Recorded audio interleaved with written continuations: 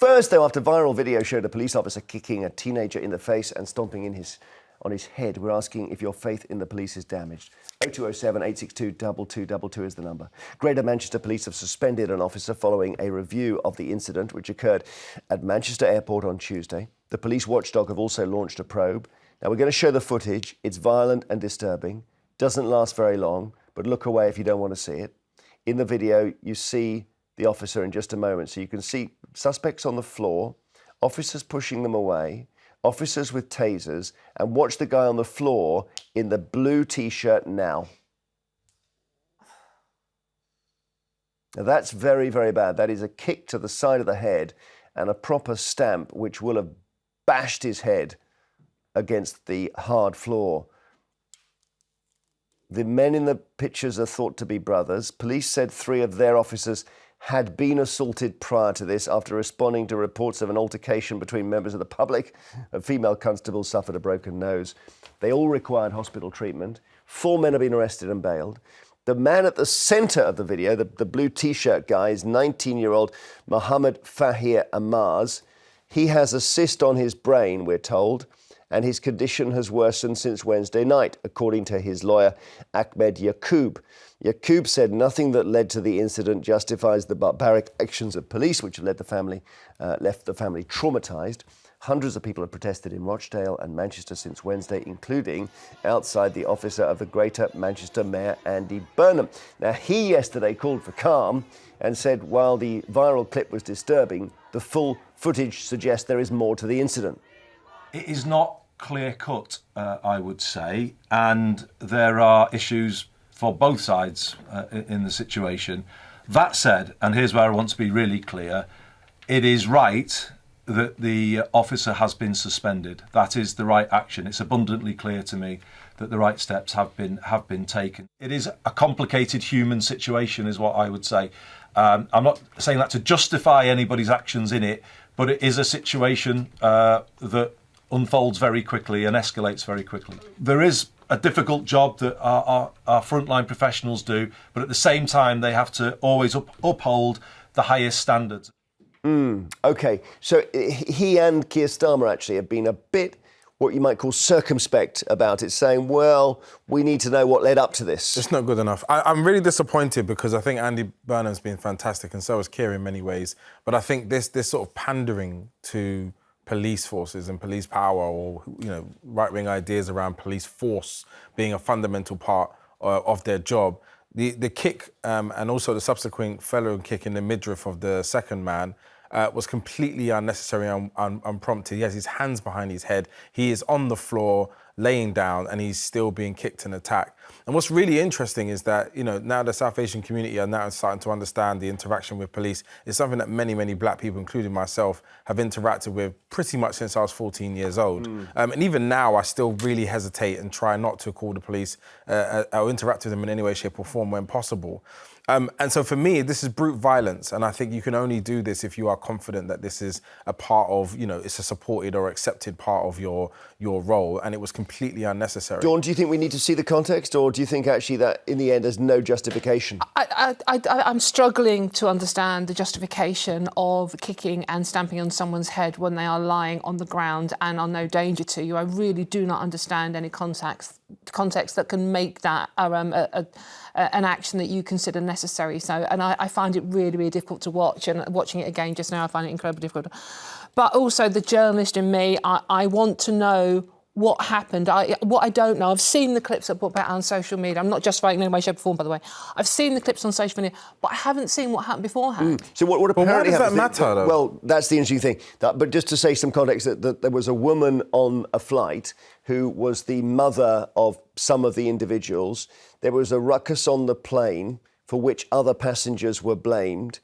It may be that she gets off and she says to her sons, whatever, nephews, those are the guys who are really nasty to me on the plane. So something like that happened. That's what right? We've been told at the moment. Yeah. But what I don't understand and what I really want to know to get some balance to the story is I'm not justifying it in any way, shape or form. Balance the story. But no, but how? You can't kick anyone in the head ever. No, of course you can't, and that's completely wrong. But how did, it doesn't matter that she's a woman, but how did a female police officer get her nose broken? Well, I haven't seen clips of that. I need to know.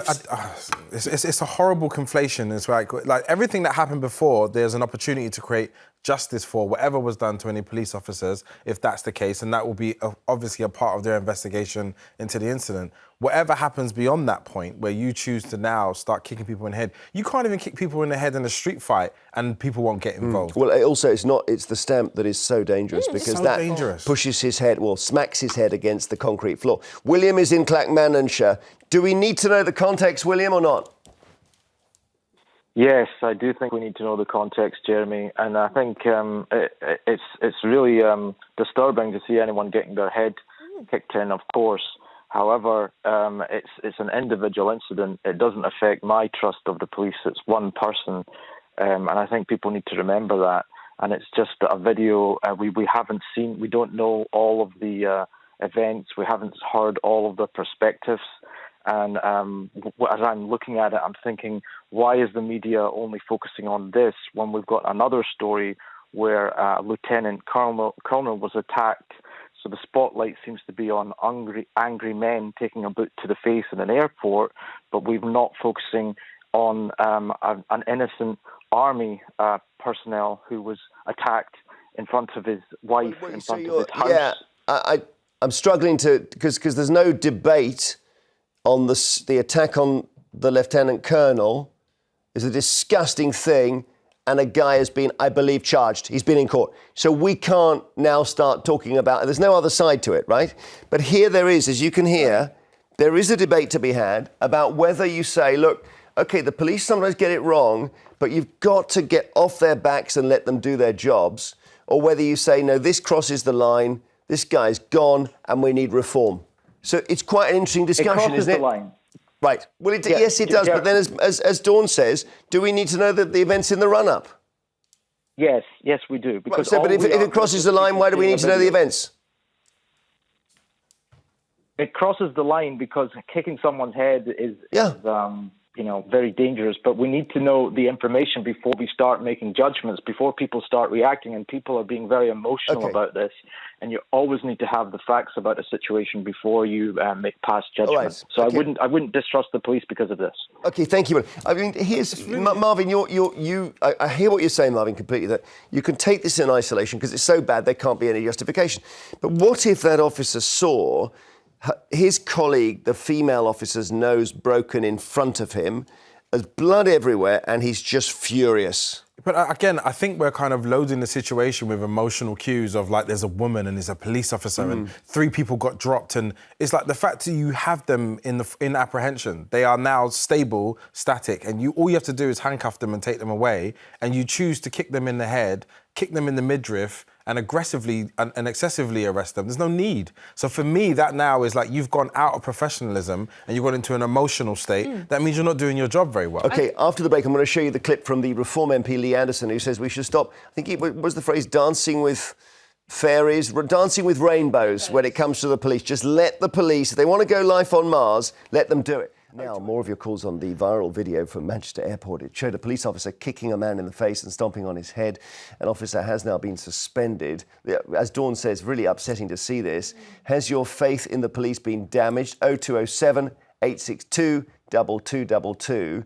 Let me show you this as well. The Reform MP, Lee Anderson, said he would give a medal to the police involved. The message I'm getting loud and clear from my constituents is that they are fed up with seeing police dancing around rainbows and being nice to people and running off from rioters. They want the police to do their job. And I think these police yesterday should be commended. In fact, I'd give them a medal. What about that, Marvyn?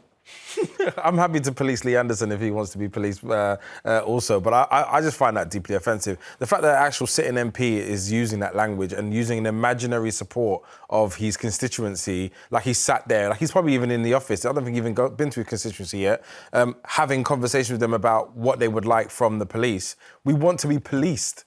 That means when something happens, we want you to actually be an arbiter of peace and sense and logic and actually like bring people into justice. But sometimes they've got to, I'm not justifying this, but sometimes they've got to go in hard. There was no weapons, they were not outnumbered, nobody was actively engaging them, people were standing still as requested. People had their hands on their head. People were lying on the floor. Let's see some more footage, OK? So we mentioned the guy in the light blue T-shirt, and this is a different angle. The thing about these things is everyone starts filming. So you suddenly see, so he's on the floor, he's been hit. There's the mum, can you see her she's just there, and she's older and stooped, and she's then pushed. That's not good. Yeah.